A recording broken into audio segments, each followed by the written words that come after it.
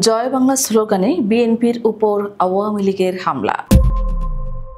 মাদারীপুরের শিবচরে জয় বাংলা স্লোগান দিয়ে বিএনপি নেতাকর্মীদের উপর হামলা চালিয়েছে কার্যত নিষিদ্ধ আওয়ামী লীগের নেতাকর্মীরা। বিএনপির ভারপ্রাপ্ত চেয়ারম্যান তারেক রহমান ঘোষিত রাষ্ট্র কাঠামো মেরামতের ৩১ দফা প্রচারের অংশ হিসেবে লিফলেট বিতরণের সময় এ হামলার ঘটনা ঘটে। এতে অন্তত ২০ জন বিএনপি নেতাকর্মী আহত হয়েছেন, যাদের মধ্যে ৪ জনকে আশঙ্কাজনক অবস্থায় ঢাকায় স্থানান্তর করা হয়েছে। ১১ আগস্ট সোমবার রাত ৮টার দিকে শিবচর পৌরসভার চর শ্যামাইল এলাকায় এই হামলা হয়।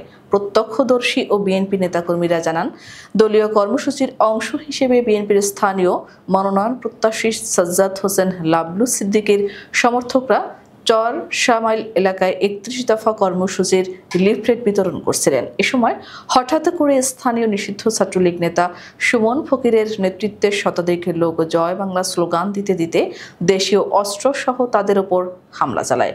বিএনপি নেতাকর্মীদের ভাষ্য অনুযায়ী হামলাকারীরা লাঠি, রড, হকি স্টিক ও ধারালো অস্ত্র দিয়ে অতর্কিতে তাদের ওপর চড়াও হয়। হামলার সময় বেশ কয়েকটি মোটরসাইকেলও ভাঙচুর করা হয়।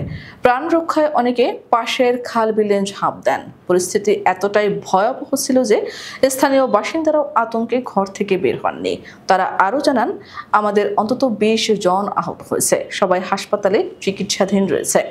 আহতদের শিবচর উপজেলা স্বাস্থ্য কমপ্লেক্সে ভর্তি করা হয়েছে। গুরুতর আহত ৪ জনকে উন্নত চিকিৎসার জন্য ঢাকায় পাঠানো হয়। স্থানীয় বিএনপির এক নেতা বলেন, আমরা শান্তিপূর্ণভাবে লিফলেট বিতরণ করছিলাম, কোনো ধরনের উস্কানি ছিল না।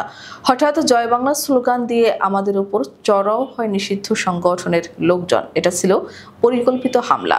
হামলার বিষয়ে জানতে নিষিদ্ধ ছাত্রলীগ নেতা সুমন ফকিরের ব্যক্তিগত নম্বরে একাধিকবার ফোন দেওয়া হলেও তার মোবাইল ফোন বন্ধ পাওয়া যায়।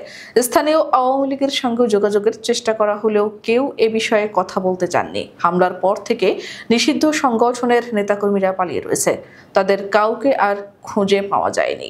শিবচর থানার ভারপ্রাপ্ত কর্মকর্তা ওসি রকিবুল ইসলাম ঘটনার সত্যতা নিশ্চিত করে বলেন, খবর পেয়ে পুলিশ দ্রুত ঘটনাস্থলে পৌঁছায় এবং পরিস্থিতি নিয়ন্ত্রণে আনে।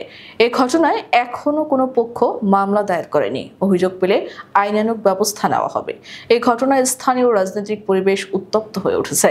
স্বৈরাচারী দল কার্যত নিষিদ্ধ আওয়ামী লীগের নেতাকর্মীরা মাথাচাড়া দিয়ে উঠেছে। তাদের যে কোনো উপায়ে দমন করতে হবে।